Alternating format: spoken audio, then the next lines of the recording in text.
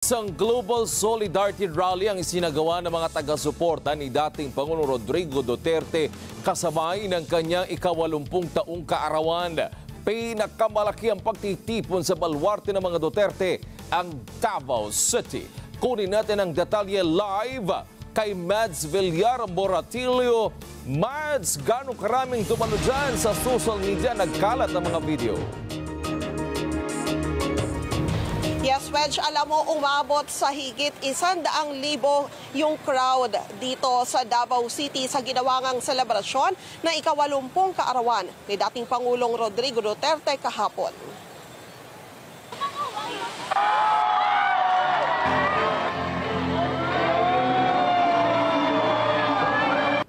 Umabot sa higit 100,000 katao ang dumalo sa ginawang rally bilang bahagi ng selebrasyon na ika-80 kaarawan ni dating Pangulong Rodrigo Duterte sa Davao City kahapon. At dahil natapat rin sa unang araw ng kampanya para sa mga kakandidato sa local elections ang birthday ng dating Pangulo, isinabay na rin dito ang proclamation rally ng mga kakandidato sa ilalim ng kanyang slate.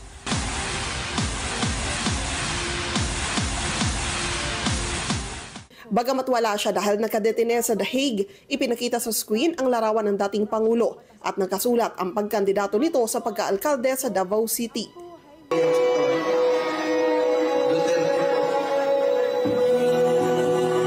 Sir, maraming salamat ang ating bandila. Sa kanyang speech sa rally, nagpaabot naman ng pasasalamat si Davao City Mayor Baste Duterte sa lahat ng sumusuporta sa kanyang ama. Nagbiro pa siya na kung malalaman ng dating Pangulo ang malaking selebrasyon na ito ay magagalit ito.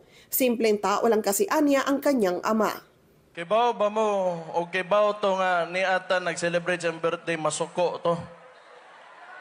Di man to ganahan, gana siya pagka ng birthday niya. Magpuyo ra na sa kwarto, magbukot og habol, magpa-aircon, paong tanang suga. Di man na siya ka-celebrate. Muna, pero ipahibaw na lang nako niya. Pinaagi dito sa kong igsoon. Nanawagan din ito na huwag tumigil sa mga ganitong pagtitipon ang kanilang supporters. Manghase na, manghadlok, pero kibaw mo, ako, aniha, magpasalamat, puguan ni. Okay. Katura ba mga pila ka adlaw, nakadawat tag-intel, nga iladong sudlon ang balay ni Papa.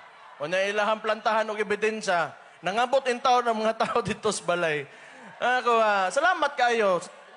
Basta naalang mo pirme. Hindi naman naiwasang magparinig ni Mayor Baste kay Pangulong Ferdinand Marcos Jr. Marcos! Tanawan wala ka di ako, wala sila! Apila naman ni Senator Bato de la Rosa na present sa selebrasyon sa mga supporter ng dating Pangulo, tuloy lang sa mga ganitong panawagan. Sana huwag tayong huminto sa ating pagpalabas ng ating saloobin hanggat hindi may balik si Pangulong Duterte dito sa ating bansa. Huwag natin kalimutan, baka mamaya after this, maglaylo na kayo, lalamig na kayo. Sana tuloy-tuloy ito para makauwi talaga siya. Pero apila niya sa mga supporter ng dating Pangulo, manatiling mahinahon. So yeah, we have to express our sentiment kung gaano tayo kadismayado sa pangyayari. Basta avoid violence. Plano rin umano niyang bumisita sa The Hague pagkatapos ng eleksyon. Biro naman ni Senator Bongo, mahigpit kasi ang bilin sa kanila ng dating Pangulo na tiyaking manalo sa halalan bago bumisita sa kanya. Ang tanglaw sa aking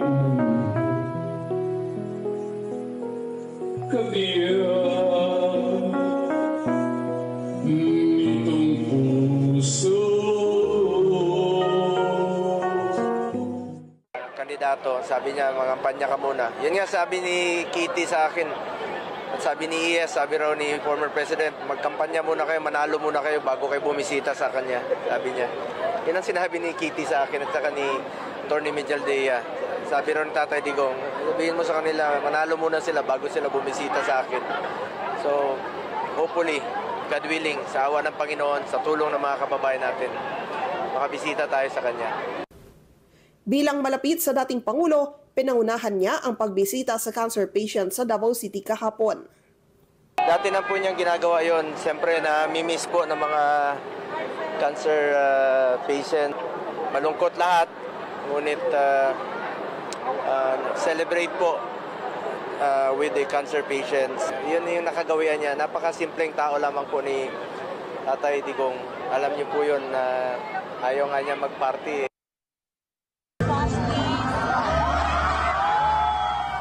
Wedge, ang selebrasyon dito sa Davao City, yung kanilang tema ay Bring PRRD Home. Kaya kahit na may samasala ng loob sa gobyerno, umaasa pa rin sila na maririnig ng pamahalaan ang kanilang mga pakinabang at panawagan at gagawa ito ng paraan para maibalik sa bansa ang dating Pangulo.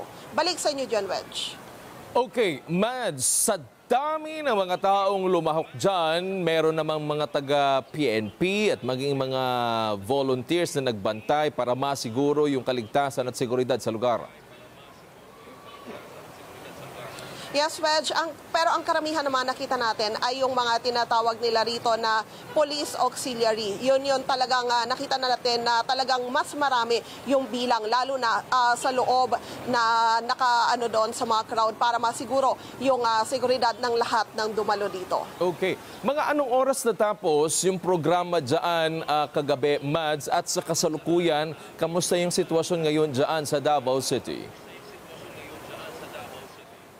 Wedge, alam mo, sa pagtaya ko, nasa alas 11 na ata ng gabi natapos yung ginawang selebrasyon dito dahil bagamat umalis si Mayor Baste ng pasado alas 10 ng kagabi ay nagtuloy-tuloy pa rin kasi yung programa.